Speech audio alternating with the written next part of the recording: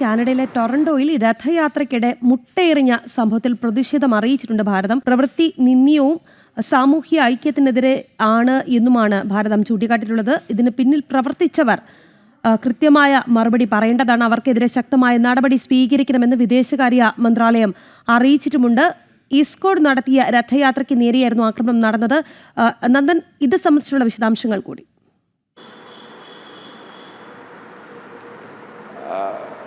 രഹി, അതായത് ടൊറാൻഡോയിൽ ഇസ്കോൺ സംഘടിപ്പിച്ച രഥയാത്ര, നമുക്കറിയാം ഇസ്കോൺ ഇത്തരം രഥയാത്രകൾ സംഘടിപ്പിക്കാറുണ്ട്. പുരി ജഗന്നാഥനെ ഈ രഥത്തിൽ ഇരുത്തി ആനയിക്കുന്നു എന്ന സങ്കല്പത്തിൽ ലോകത്തിൻ്റെ വിവിധ ഭാഗങ്ങളിൽ ഇത്തരം രഥയാത്രകൾ അവർ സംഘടിപ്പിക്കാറുണ്ട്. ചെറുതും വലുതുമായ രഥയാത്രകൾ.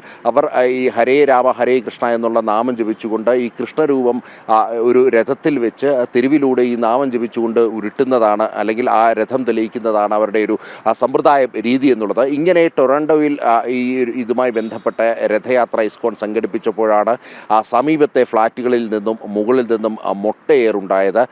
ഈ മൊട്ടയെറിയുന്നതിൻ്റെ ദൃശ്യങ്ങൾ ഇതിനോടകം തന്നെ സാമൂഹിക മാധ്യമങ്ങളിൽ മറ്റും വൈറലായിട്ടുണ്ട്. വലിയ പ്രതിഷേധം അതിനെതിരെ ഉയർന്നിട്ടുണ്ട്.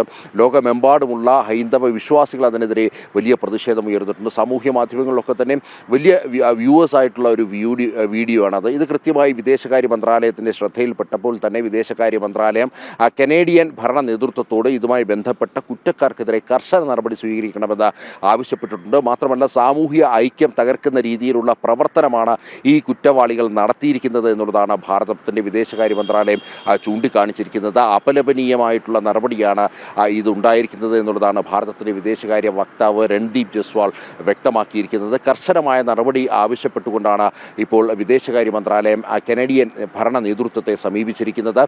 ഇതുമായി ബന്ധപ്പെട്ട്, അതായത് ആഘോഷങ്ങൾ എന്നുള്ളത് അത് ഒരു മതമൈത്രിയുടെയും ഐക്യത്തെയും ഒക്കെ തന്നെ സൂചിപ്പിക്കുന്നതാണ്. അതിനെ തകർക്കുവാൻ വേണ്ടിയുള്ള ശ്രമമാണ് ഇത്തരത്തിൽ മൊട്ടയെറിഞ്ഞതിലൂടെ ഉണ്ടായത് എന്നുള്ളതാണ് ഭാരതം ചൂണ്ടിക്കാണിക്കുന്നത്. അതുകൊണ്ട് തന്നെയാണ് വിദേശകാര്യ മന്ത്രാലയം ഇതിന്മേൽ കർശന നടപടി വേണമെന്നുള്ളത് ഈ കനേഡിയൻ ഭരണ നേതൃത്വത്തോട് ആവശ്യപ്പെടുന്നത്. രാഖി.